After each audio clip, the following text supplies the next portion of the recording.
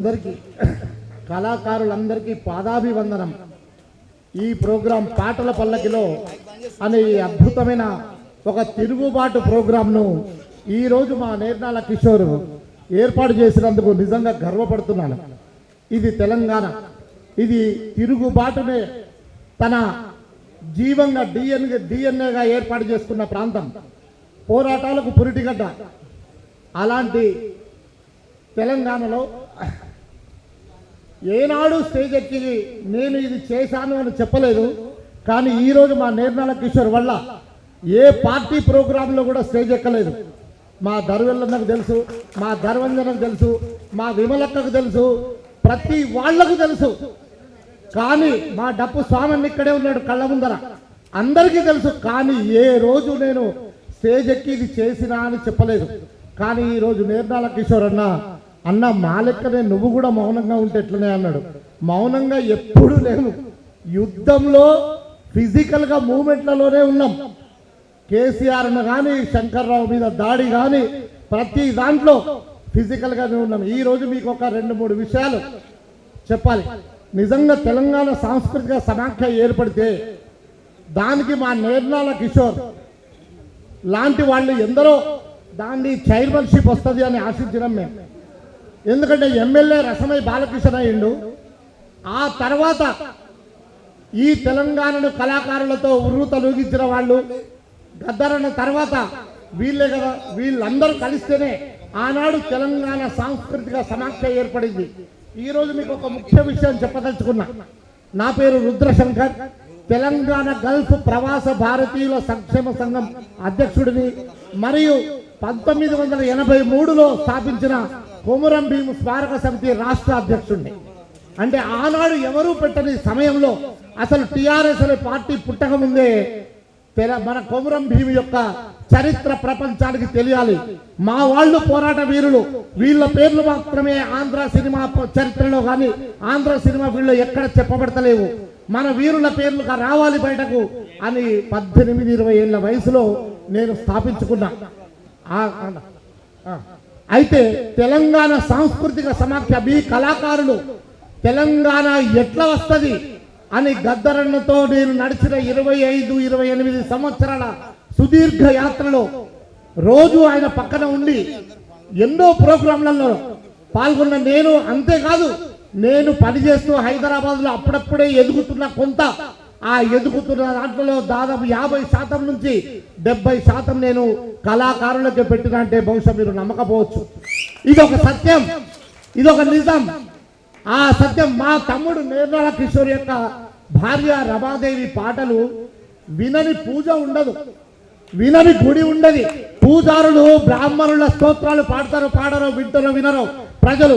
కానీ మా చెల్లెలు రమాదేవి ఎక్కడుందో కానీ ఆ చెల్లెల్ని దగ్గర నుంచి చూద్దామని చెల్లెమ్మ ఆ బ్రాహ్మణ వేదాలు చదివిన బ్రాహ్మణోత్తములు కూడా ఇన్ని కథలు చెప్తారు. కానీ మా చెల్లెలాగా గొంతు, మా చెల్లెలాగా ఏ దేవుడి గుడిలో ఆంధ్ర వెళ్ళండి, తెలంగాణ వెళ్ళండి, బాంబే వెళ్ళండి, ఎక్కడ చూసినా నా చెల్లెదే వినబడుతుంది. ఏది మరి వీళ్ళకు విలువ అని ఈ 10 సంవత్సరాలు బాధపడ్డ వాళ్ళలో నేను ఒక్కనే. తమ్ముడు నేర్నాల కిషోర్ యొక్క ప్రతి మాటను వింటున్నా. తెలంగాణ సాంస్కృతిక సమాఖ్యను ఒకరోజు ఏర్పాటు చేయడం జరిగింది. మీకు తెలియని ఒక విషయం చెప్తున్నా, ఎప్పుడు ఎవరికి చెప్పలే.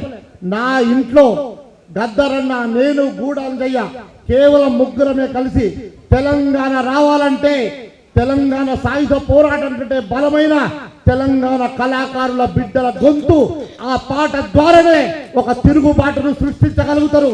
ఈ దొరలు, ఈ దయ్యాలు ఎన్ని చెప్పినా ఎవడు వినడు. వీళ్ళ దగ్గర ఆర్థిక శక్తి మాత్రమే ఉంది, కానీ మన దగ్గర నిజమైన తిరుగుబాటు శక్తి ఉంది.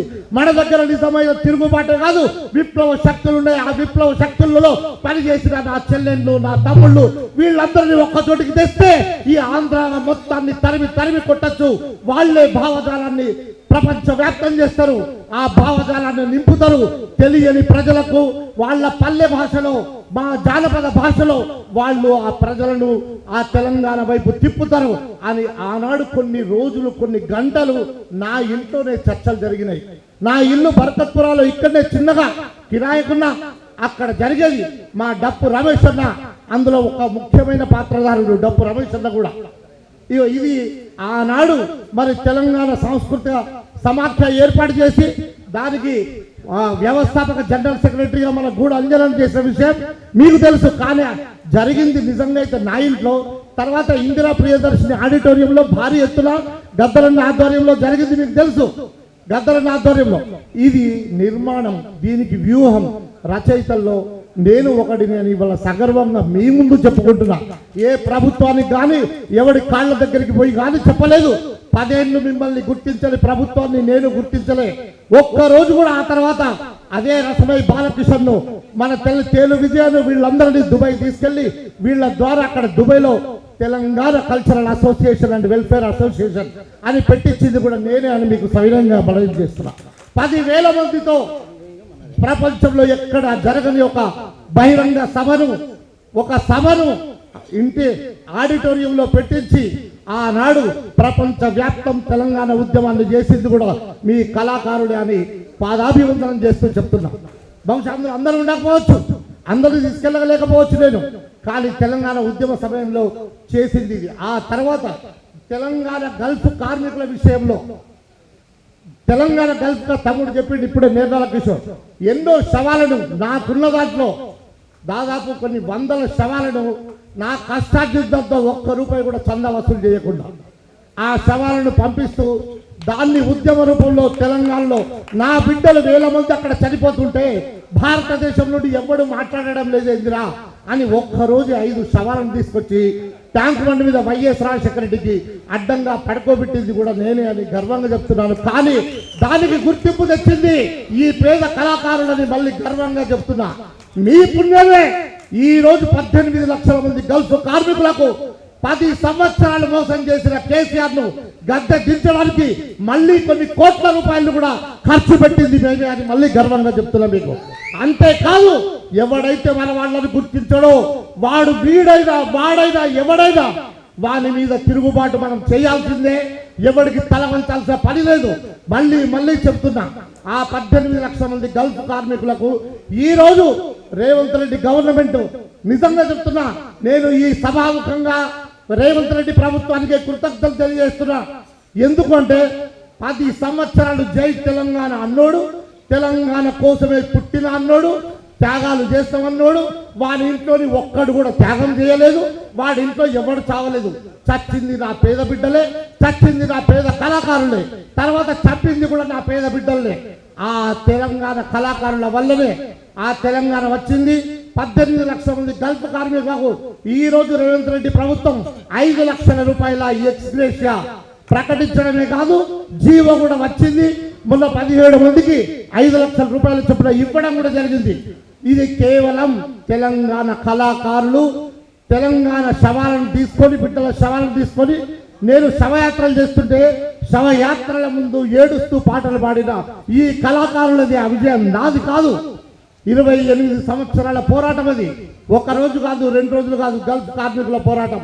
28 సంవత్సరాల పోరాటానికి దాన్ని ప్రజల్లోకి తీసుకెళ్ళి ఈ కళాకారులే. ఇక నేను ఒక 2 మాటలు క్లోజ్ టైం చాలా ఇచ్చిండు.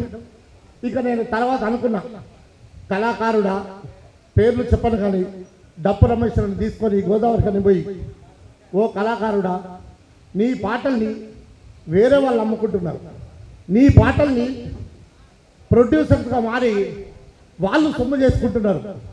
నేను 100 మందికి అన్నం పెట్టలేను, కానీ నువ్వు ఒక్కడివి నీ పాటను నువ్వే ప్రొడ్యూస్ చేసి నువ్వే అమ్ముకో, నువ్వు ఒక ప్రొడ్యూసర్ అవుతావు, నువ్వే ఒక షాప్లో ఉన్నారు అవుతావని డప్పు రమేశ్వరుని తీసుకెళ్ళి ఒక 50,000 రూపాయలతోటి ఒక చిన్న video and audio musical Telangana పాటల షాప్ కూడా నేనే పెట్టించినాను. ఇది నా జీవితంలో ఒక మరపురాని రోజు.